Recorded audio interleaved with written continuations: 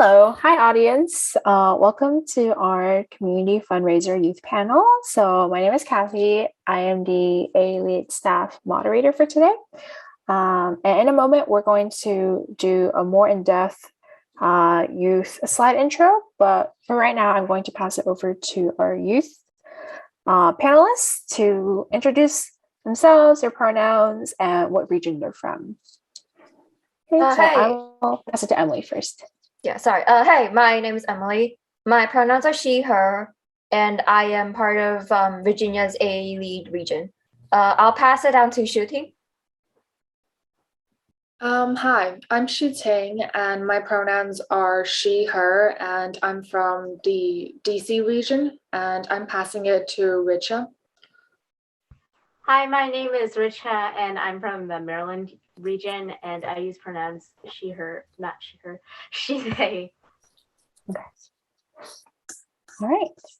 Thank you all for introducing yourselves.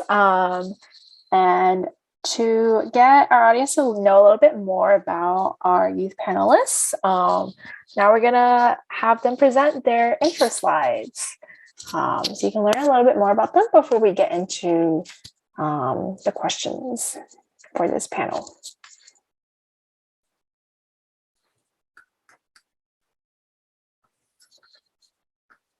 Okay, so first up we have Shu Ting. I'll turn it over to you.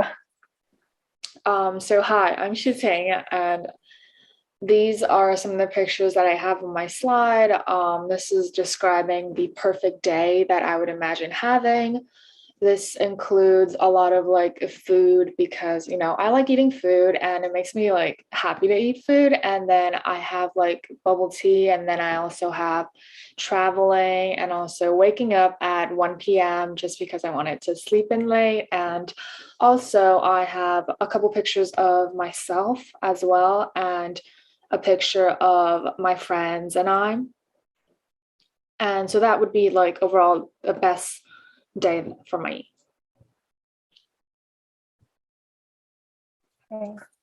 Thanks, Shu Ting. I know I would love to just spend an afternoon hanging out with you. I feel like you got food, you have travel, you even have waking up in the afternoon, which I love. All right, next we have Emily.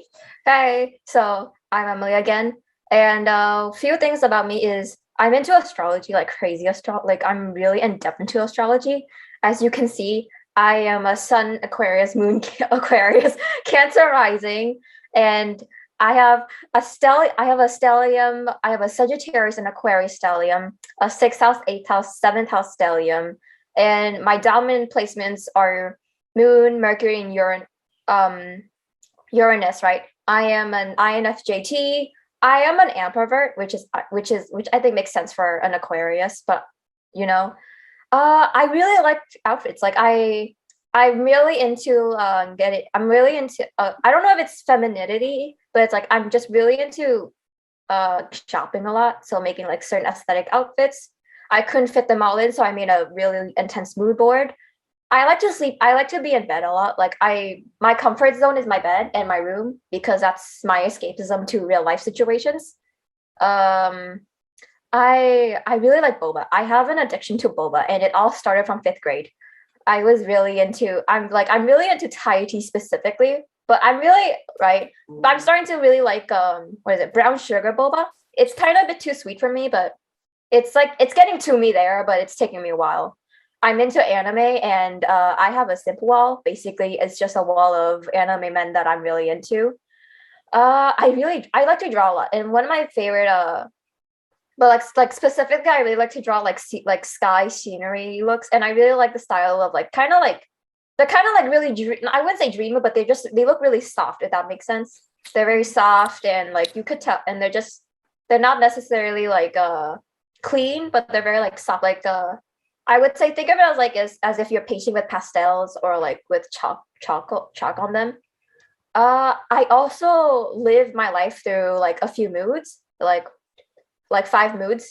As you can see by all my memes downstairs, I like memes, but they are also what I feel most of my days. At the moment right now, I am actually I tell people I'm socially awkward, but the truth is I'm also privately awkward. That is the current mood I am right now. Yeah, thank you for coming to my TED Talk. Thanks, Emily, for having us. I definitely see the ambivert in your different interests and very multivariate personality. Okay, last but not least, we have Richa. Hi, my name is Richa. These are just like a couple of things I like. It's not many photos, but on the left, like Emily, I like to do all types of mediums of art. So this is my latest piece. I made it on the 31st, so Halloween, which is why there are pumpkins. Um, but it's basically just like a landscape sort of piece, so pumpkins, nature, scenery. And also, it's my first piece, which I titled in Latin name, which is kind of irrelevant but kind of cool. Aeternum autumni, which means eternal autumn. But moving on, I do. I love art, but also I like purple and I like flowers, which is why there's lavender over there. It's a nice combination of both of them. And also on the bottom right, I have a science sort of graphic, and that's because I'm an aerospace student at Parkland. So within the school, I have a lot of these really I don't know the word advanced, I guess. So I take physics, and I'm in eighth grade. I took forensics last year and 3D printing last year.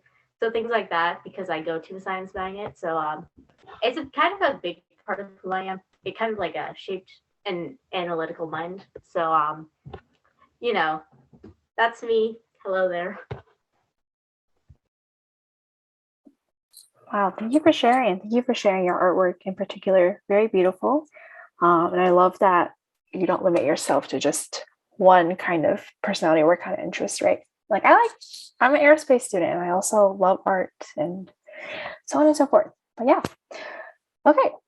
Awesome. All right. So that was our youth intro slides. Hopefully you were able to get to know our youth. Oh, I can go. So what I think AALEAD, what I like that what they're doing right now, and I think they should probably continue doing is the fact that we're giving we're letting the youth find out more about their identity, their cultural identity, especially because it's Asian American youth. A lot of these like Asian American kids, they like could be first generation or they could be like second, third generation, but like they're gradually losing, I guess, part of their culture because of, I don't know, that might be a good thing that they're like part of their culture is combining with the American culture, but are there also like, I feel like they're losing part of it because they're not interacting with it as much anymore. Just like for me, like as an instance, I'm probably not as familiar with like the Chinese part of the culture if like I wasn't exposed to it as much anymore. I'd be very Americanized, and that's not a bad thing, but I think we should still somewhat be aware of it, like to the not to the point that we're like I like that there's a combination of like Chinese culture and American culture in me, but I wouldn't want to lose all of the Chinese culture in replacement of the American culture. That's what I'm saying. I feel like a lot of like these Asian kids that come to the US, they are exposed in the American environment, and then all they have to their roots is their parents, and a lot of their culture and identity is getting lost. And I like what I like about AALEAD is what they're doing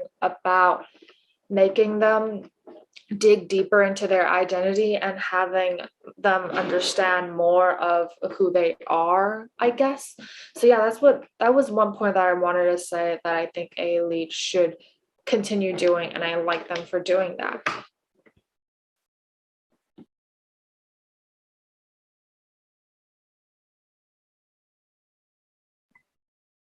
Okay, I was gonna wait for I forgot completely for someone else to go, but I'll go after. I feel like I want to get over the guided question first because I ramble easily. I want to say for the future, I I think I can only speak from personal experience, and it's because I don't read minds. I'm not psychic. That I really like the emotional support, and I think and it comes from personally. I think I don't grow up with a lot of emotional support, and emotionally, I don't ever consider my emotional needs as a priority. I also like to think that with AALEAD having a very environmentally safe area, it's a very mentally safe area too. And I feel like it's because from my classmate from my group of friends and so on. I think that and from my personal experience, I think that when it comes to AALEAD, I like having an environmentally friendly and like a very comfortable area to be in makes me a bit more comfortable to be more open with myself, and I just feel a lot safer in it. I think too with AALEAD, when it comes to my identity, I feel like I already was not close to my identity as a child. I didn't think of it much, and I think that with AALEAD helping to expose me to my own identity, I was able to kind of like relearn myself a bit and reflect on who I wanted to be. And I think it's because by being a family of an immigrant, there wasn't much time or talk about a specific identity. It was for me, it was just more like I had to know what I had to know, and if I didn't know, there would be severe consequences with my parents. And so having AALEAD being there, I think I learned a lot more, and I also had to relearn a lot from what I thought I knew, and I think I relearned a lot of the messages I had to get. I think what I would like to see for AALEAD more is like, I feel like programs with AALEAD, I feel like when I go to AALEAD, I just like being in an environment that I feel safe in and where I'm emotionally supported. And I think it's because when I feel emotionally unsupported, I feel like I'm much more willing to be open to discussions, and I'm much more willing to open up to talk about long discussions. Because realistically, if I had to do a specific discussion or activity group in a different classroom or like my own school lessons, I am not as open. I'm most likely not interested in it, and it's because I just don't feel like I'm in a very safe or vulnerable environment where I can feel safe in. And AALEAD provides that, where I feel like I am heard enough. I feel like too with when it comes to age, my Asianness, I think like how do I put it? I feel like AALEAD keeps me grounded enough where I'm not where US pride is not there. And I think it's because US has, I feel like from my personal experience and my personal opinion, don't get me wrong, US likes to pride itself in the worst way as possible. US citizens and US itself loves to pride itself in the most unrealistic entitlement ways. And I think that that issue comes with the fact that a lot of times US mentality and historically has always been the thought of US itself. There's never been really and I think my Asian identity has kept me grounded enough to understand that there is more to the US. There's more to the world than just the US itself. And I think that what kept me grounded was to understand not just by understanding my American self, but my Asian identity. And I think it's because I live in an environment where US is already very prided, and US in the US, it's just very prided to be part of the US because they're in the US. But with AALEAD, I think AALEAD opens more of a topic of the realisticness of US involvement in things and the realistic discussions of deeper topics that a lot of us don't get in school. And I think that keeps me grounded enough where I think, like, again, it keeps me grounded where I'm not entitled to being my entitlement of being a US citizen. It keeps me grounded to understand the world. It keeps me understand to see people outside perspectives, not just in the US, but how people view US itself. And that keeps me, and that continues to keep me understanding that what US has done in just really deep topics that I think that's just not necessarily involved because of US pridemanship.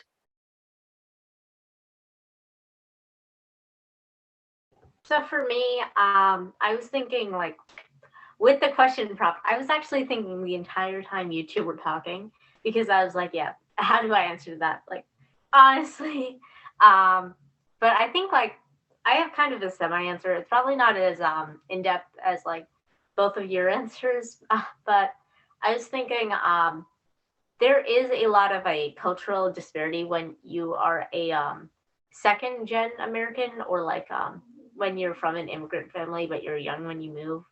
Kind of like lose that sense of culture. The thing is, it's kind of like being an alien. Like I wouldn't say it's not excluding or anything. It's not like they're directly being racist or anything like that.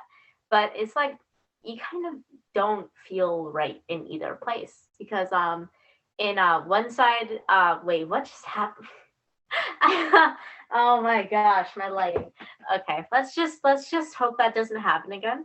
And if it does, we'll see if I can fix it. But you know, pitch black because it's dark outside, I guess. Um, but there's a lot of like places where you within India, like I don't really feel like I belong there. Number one, it feels like everybody is very different to what I look like. So, for example, like because my father is North Indian and my mother's South Indian, so like I don't look like they fit in within their people, but I don't because I look like both of them, I guess, but neither of them at the same time. Um, so like it's kind of weird. Number one, being in either part of India. It's also like weird because they seem to know me, but I have no idea who any of them are. Um, which is, I feel like that's a struggle for everyone, right? Like you knew them when you were like 3, but past that, there's also more like you can't speak with them because they don't speak your language and you don't speak theirs.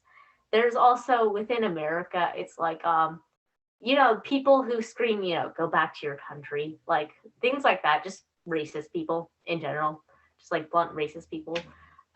There's also like the feeling like you don't look like anyone else. For example, in my elementary school, it was mainly white people. So I was the only Asian pretty much in my classroom for about 1, 2, 3 years. I don't remember all of my classmates. But yeah, so there was like not as much diversity as in like my middle school where there's a ton of people. Oh my gosh. But you know, like it kind of feels like you don't belong completely in either place. Also, you know, part of American culture, and your parents are going to be like, "Oh my gosh, all of your American stuff this generation," um, and then um, within here, everyone's going to be like all of your cultural stuff, which is just like, and it's all kind of just standard stuff to you, right? I feel like that's how it feels. I don't know. That's basically how it feels for me, I guess. And also like we don't really get to talk about our religion at all, and also like we don't really get to show our religion that much. I mean, like I'm thinking about that last one, but like you know, there's not a specific way of showing something like what your culture or your heritage is. So like within AALEAD you can do that, and I like that. Also there's this Indian pouch sitting on my desk. I'm just staring at it, but it's pretty. So I just showed it for no reason. I'm also wearing Indian earrings right now, but they're tiny. I don't know. My brain literally like went to earrings because I have so many Indian earrings. But that's how I express it every day. But other than that, you don't really get to talk about it. In AALEAD, you kind of get to talk about it, and I like that. But my thoughts, like while you guys were talking, what if also are we going overtime? We're probably going overtime, but you know, I'll be quick. What if we all got together and shared like the I don't know, our heritage, our culture, like for example, our ethnicity, our religion, our place of origin, or our family's place of origin, etc. Things like that. So today during AALEAD MD or Parkland, whatever it was called, so during AALEAD, basically, Rochelle, you said there was a potluck. I think it was a potluck. I think it was something like a potluck, and I like that idea because it was like the idea of everyone bringing like some cultural dish. I have no idea what type of thing I would bring, but I'll find out. I have 3 weeks or something. So things like that, just like sharing your culture with other people. Like I was thinking we could probably do more of those. Future, I feel like for all three of you, I know that you could. I know because we've did prep for this panel meeting. I know that we can sit here for like a whole day, right? And that wouldn't even be enough to discuss like all the ways, all the different things about your life, and your insights into what it's like to be a youth, what it's like to be an AAPI youth, what is it like to be an AALEAD, right? And then two, your own experiences in AALEAD, and how that has kind of guided maybe what way you see us going in the future, what you think about programs, all that good stuff. And I feel like I'm kind of sad that we only really had this amount of time to do our youth panel, but I'm sure that what you all have shared, it has been more than enough for our audience. So I'm going to close it out here. I feel like maybe if we can just AALEAD. Well, first of all, AALEAD does this thing where we do shine. I know everyone here knows shine, but can we just give some shine to all of our youth panelists, Emily, Shuting, and Richa, for doing this panel and sharing your experiences and being open and kind of very thoughtful with your responses. And then second of all, I think to close out, we always do that one word close out, right? I know this is a tough question, but if you had to describe what AALEAD meant to you in one word, what would your one word be? And if we could all just go around and say it, and I will share mine at the end. But yeah, maybe I'll pop more into Emily. Wow, me. Comforting. I like comfort feelings. So I guess future wise, I feel like I like to feel comforted. I like comforting feelings. So yeah. Okay, so it's comforting for Emily. Okay. How about you, Shooting?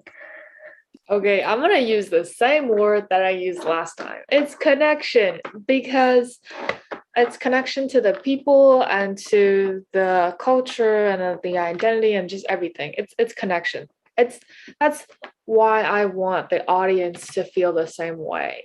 I want them to feel connected to AALEAD just like I feel connected to AALEAD. Yeah. And so connection for Shooting. And then how about for you, Richa? You can't describe AALEAD in one word, but I'll try.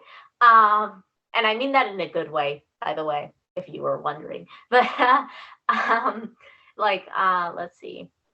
I guess I think safe's a good word. Like, and you don't always feel safe, you feel like I don't know, sometimes you feel like someone's watching you or someone's judging you, or like an entire group of people, etc.